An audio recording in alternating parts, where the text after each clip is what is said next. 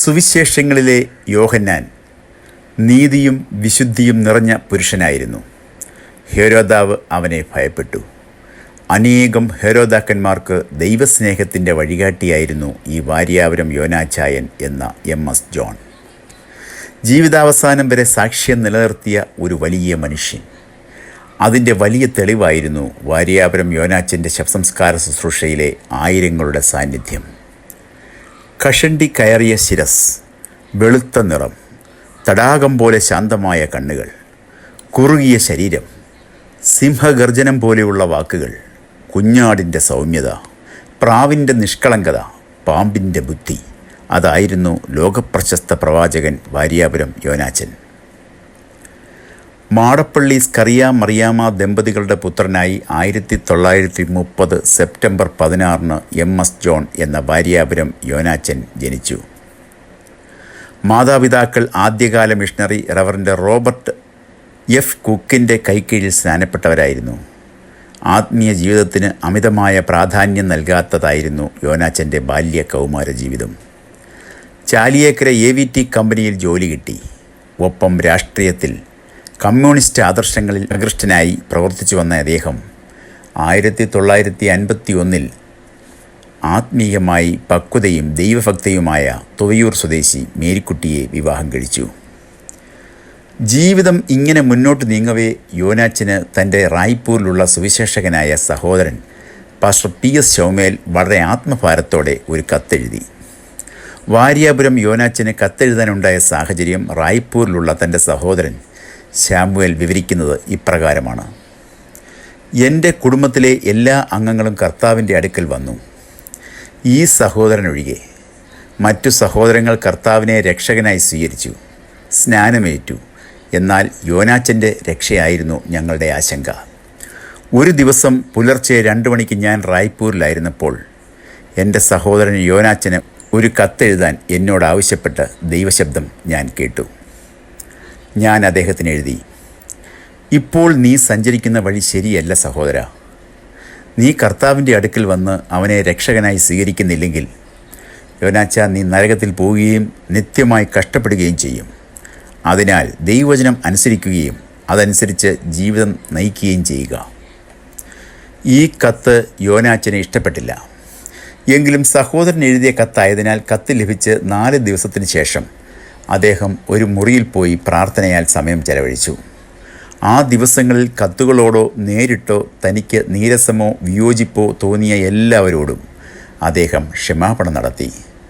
44-ാം ദിവസം അന്യഭാഷകളിൽ സംസാരിച്ച് പരിശുദ്ധാത്മാവിനാൽ സ്നാനമേറ്റ ശേഷം അദ്ദേഹം തൻ്റെ മുറിയിൽ നിന്ന് പുറത്തിറങ്ങി. പിന്നീട് പരിശുദ്ധാത്മ പ്രേരണയാൽ കന്യാകുമാരിയിൽ പോയി 2 മാസങ്ങൾ അവിടെ പ്രാർത്ഥനയാൽ ചെലവഴിച്ചു.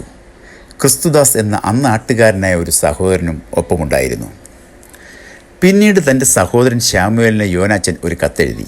കത്ത് ഇപ്രകാരമായിരുന്നു: ഞാൻ പരിശുദ്ധാത്മാവ് പ്രാപിച്ചു, എന്നെ സ്നാനപ്പെടുത്തണം. മാത്രമല്ല, സഹോദരൻ തന്നെ എന്നെ ജലത്തിൽ സ്നാനപ്പെടുത്തണമെന്ന് യോനാച്ചൻ താൽപ്പര്യം അറിയിച്ചു.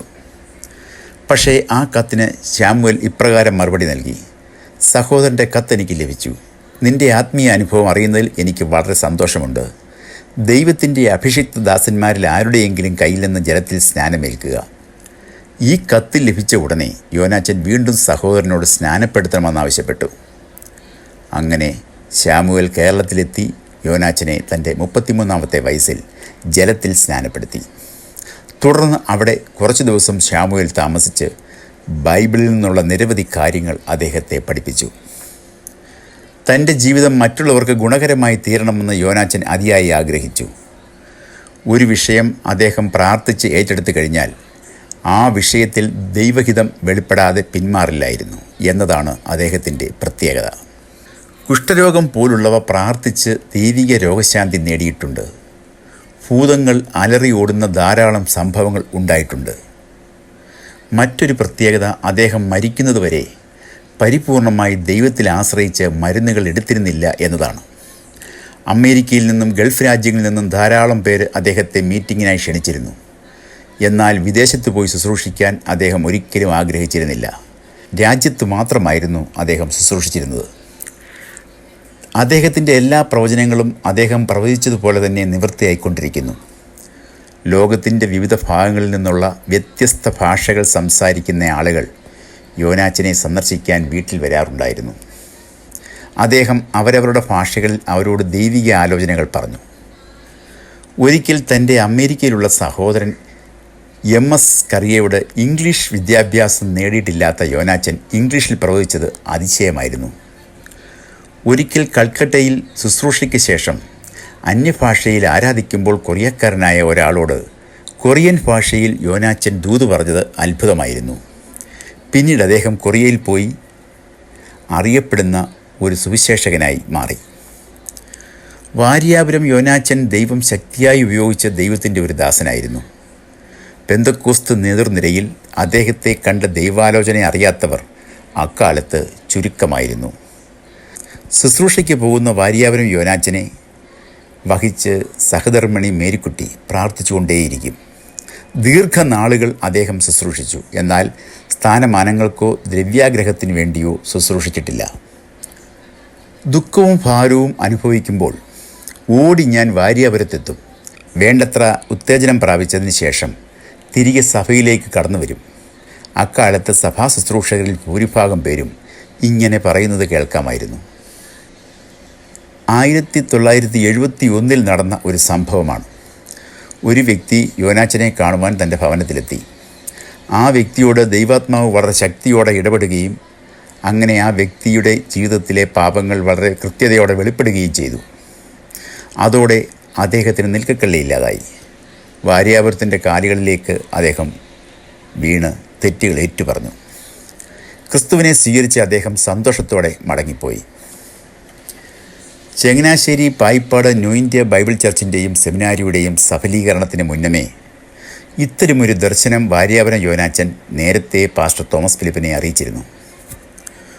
30 വർഷക്കാലം പെന്തക്കോസ്ത് ലോകത്ത് പ്രവാചക ശ്രേഷ്ഠനായി അറിയപ്പെട്ട വാര്യാപുരം യോനാച്ചൻ സോവിയറ്റ് യൂണിയനെ സംബന്ധിച്ചും പ്രവചിച്ചിരുന്നു. റഷ്യ ചിഹ്നം ചിഹ്നമാകും, ഭാഗം ഭാഗമാകും എന്ന് പ്രവചിച്ചു. ഒരിക്കലും അങ്ങനെ ചിന്തിക്കാൻ പോലും കഴിയാത്ത സാഹചര്യത്തിലായിരുന്നു ഈ പ്രവചനം. പക്ഷേ അത് സത്യമായി. ഭാരത സുവിശേഷീകരണത്തെക്കുറിച്ചും അദ്ദേഹം പ്രവചിച്ചത് ഇങ്ങനെയായിരുന്നു: തെക്ക് നിന്ന് ഒരു തീ പുറപ്പെടും, വടക്ക് നിന്ന് ഒരു വാൾ പുറപ്പെടും. തെക്ക് നിന്ന് പുറപ്പെടുന്ന തീ വടക്ക് നിന്ന് പുറപ്പെടുന്ന വാളിനെ വിഴുങ്ങിക്കളയും. കേരളത്തിൽ നിന്ന് ഒരു ഉണർവുണ്ടാകും. ആ ഉണർവാകുന്ന തീ അത് വടക്കോട്ടേക്ക് നീങ്ങി വടക്കു നിന്ന് വരുന്ന സുവിശേഷ പ്രവർത്തനത്തിനെതിരെയുള്ള തടസ്സങ്ങളെ വിഴുങ്ങിക്കളയും. ആ പ്രവചനം ഭാരതത്തിൽ യാഥാർത്ഥ്യമാകുന്ന കാലം അതിവിദൂരമല്ല. ചർച്ച് ഓഫ് ഗോഡിലെ ഒരു സഭയിൽ ആരാധനയിൽ പങ്കെടുക്കുവാൻ പോയ യോനാച്ചൻ സാക്ഷ്യം പറഞ്ഞ വിശ്വാസിയെ നോക്കി ഉറക്കെ പറഞ്ഞു: നിങ്ങളവിടെ ഇരിക്കുക. ഭാര്യയെ അടിച്ചിട്ട് മുറിയിലിട്ട് പൂട്ടിയിട്ട് വന്നിരിക്കുന്നു. നീ ഇന്ന് വീട് കാണത്തില്ല. നിന്റെ കണ്ണ് കാക്ക കൊത്തിപ്പറിക്കും. അക്ഷരാർത്ഥത്തിൽ ഞെട്ടിത്തരിച്ചുപോയ സഭാവിശ്വാസികൾ. സാക്ഷ്യം പറഞ്ഞ സഹോദരൻ ആരാധന കഴിഞ്ഞ് ബസ്സിൽ യാത്ര ചെയ്യവേ വഴിവെക്കിലെ പോസ്റ്റിൽ തലയിടിച്ചു മരണപ്പെട്ടു. കണ്ണുകൾ പുറത്തേക്ക് തെറിച്ചു. കാക്കകൾ കൊത്തിപ്പറിച്ചു. പെന്തക്കോസ്തുകാരുടെ പ്രവചന ശുശ്രൂഷയ്ക്ക് ഒരർത്ഥവും മാന്യതയും നൽകിയ പ്രവാചകനായിരുന്നു വാര്യാപുരം യോനാച്ചൻ. ഞാൻ പ്രസംഗിച്ചതായ ഒരു കാര്യവും, പ്രത്യേകിച്ച് ഞാൻ പ്രായോഗികമെന്നും യാഥാർത്ഥ്യമാണെന്നും പറഞ്ഞ വിഷയങ്ങൾ എൻ്റെ ജീവിത കാലയളവിൽ തിരിച്ചു പറയുവാൻ ഒരിക്കലും ഇടവരരുതേ എന്ന് അദ്ദേഹം എപ്പോഴും പ്രാർത്ഥിച്ചിരുന്നു. ആത്മാവിൻ്റെ വരങ്ങളും ഫലങ്ങളും ഒരുപോലെ കാണിച്ചിരുന്ന യോനാച്ചന് ഒരു സമ്പാദ്യവും ജീവിതകാലത്തുണ്ടായിരുന്നില്ല. അടുക്കും ചിട്ടയും നിറഞ്ഞ ജീവിതം പലർക്കും ഒരു മാതൃകയായിരുന്നു. വാര്യാപുരം യോനാച്ചൻ്റെ അവസാന കാലങ്ങളിൽ ഭവനം സന്ദർശിച്ച ഒരു ശുശ്രൂഷകനോട് അദ്ദേഹം ഇങ്ങനെ പറഞ്ഞു: ഇയ്യോബിൻ്റെ കാലത്ത് ഒരു കല്ലുണ്ടായിരുന്നു, എനിക്ക് കല്ലില്ല. ഇയ്യോബിനെ പോലെ ഞാൻ വിശ്വാസത്തിൽ കൂടി പൊരുതുകയാണ്. ഞാൻ മരിക്കുകയാണെങ്കിൽ എനിക്ക് സന്തോഷമാണ്. ഞാൻ മരിക്കും, മരുന്ന് കാണത്തില്ല. ഞാൻ ദൈവവിശ്വാസത്തിൽ ജീവിക്കുന്നു. ക്രിസ്തീയ ജീവിതം ഒരു പ്രാക്ടിക്കൽ ലൈഫാണ്. അത് മറ്റെല്ലാവരെയും കാണിക്കാനുള്ള ഒരവസരം ദൈവം തരികയാണ്. കർത്താവിൻ്റെ ശുശ്രൂഷ രാപ്പകലില്ലാതെ ചെയ്തു, ഏതാണ്ട് നിവർത്തിച്ചു. ഇനി എനിക്ക് എൻ്റെ സ്വന്തം വീട്ടിൽ ചെന്ന് ചേർന്നാൽ മതി. ആ വാക്കുകൾ ഭവനത്തിൽ ചെന്ന് കണ്ട പലരോടും വാര്യാപുരം പറഞ്ഞിരുന്നു. മരണം പോലും വെളിപ്പെടുത്തി കിട്ടിയ പ്രവാചകൻ. മരണക്കിടക്കയിൽ വെച്ച് കാണാൻ ചെന്നവരോട് ഇനി നമുക്ക് സ്വർഗത്തിൽ വെച്ച് കാണാമെന്ന് പറഞ്ഞയക്കുകയായിരുന്നു. അക്കാലത്ത് വാര്യാപുരത്തേക്ക് വിശ്വാസികൾ പോകുന്നത് തീർത്ഥയാത്ര പോലെയാണ്. ആ യാത്രകളിൽ ജനത്തിന് സഭ സമുദായ വ്യത്യാസങ്ങൾ ഇല്ലായിരുന്നു. 1993 ഒക്ടോബറിൽ അദ്ദേഹത്തിന് ഹൃദ്രോഗമുണ്ടായി. ഓടിയെത്തിയവരോട് അദ്ദേഹം പറഞ്ഞു, ഇല്ല, ഞാനിപ്പോൾ മരിക്കയില്ല. കാലിന് വേദന തുടങ്ങി. ഡോക്ടറെ വിളിക്കട്ടെ എന്ന് പല പ്രാവശ്യം അടുത്തുള്ളവർ ചോദിച്ചുവെങ്കിലും നിരസിച്ചു. തൻ്റെ മരണസമയം അടുത്തപ്പോഴും പ്രത്യേക ആഗ്രഹമൊന്നും അദ്ദേഹത്തിനില്ലായിരുന്നു. ഭാര്യയെയും സഹായിയെയും തലേ ദിവസം തലയിൽ കൈവച്ച് അനുഗ്രഹിച്ചു. 1994 മാർച്ച് 15 അന്നൊരു ചൊവ്വാഴ്ചയായിരുന്നു. സമയം ഉച്ചതിരിഞ്ഞ് 3:10. അവസാനമായി അദ്ദേഹം അല്പം വെള്ളം കുടിച്ചു. എന്നിട്ട് ഉച്ചത്തിൽ സ്തോത്രം പറഞ്ഞു. അതായിരുന്നു അവസാന ശബ്ദം. 5 മിനിറ്റ് കഴിഞ്ഞ് 3:15 വാര്യാപുരം യോനാച്ചൻ എന്ന പ്രവാചക ശ്രേഷ്ഠൻ ഈ ലോകം വിട്ടുപോയി. ദൈവസഭയുടെ ലൈസൻസ്ഡ് മിനിസ്റ്ററായിരുന്നു. വേർപാടോടും വിശുദ്ധിയോടും ജീവിക്കണം, അതായിരുന്നു വാര്യാപുരത്തിൻ്റെ വിശ്വാസികളോടുള്ള ആഹ്വാനം. വാര്യാപുരം യോനാച്ചൻ എന്ന മനുഷ്യനെ വ്യത്യസ്തനാക്കുന്നത് എന്താണ്? അദ്ദേഹത്തിന് ശുശ്രൂഷ എന്നത് സമ്പത്ത് നേടാനുള്ള ഒരു കുറുക്കുവഴിയല്ല എന്നതാണ്. മാത്രമല്ല, തന്നെ ദൈവം ഏൽപ്പിച്ച ശുശ്രൂഷയെക്കുറിച്ച് അദ്ദേഹം വളരെ ബോധവാനായിരുന്നു. ഒരിക്കലും അത് സ്വയം പുകഴ്ചയ്ക്കായി ഉപയോഗിച്ചിരുന്നില്ല. അദ്ദേഹത്തിൻ്റെ പ്രവചനത്തിൻ്റെ മുഖ്യ ഉദ്ദേശം തന്നെ ഒരുവനെ അവൻ്റെ തെറ്റുകളെ ഓർമ്മിപ്പിച്ച് പശ്ചാത്തപിപ്പിച്ച് നിത്യജീവന് അവകാശിയാക്കുക എന്നത് മാത്രമായിരുന്നു.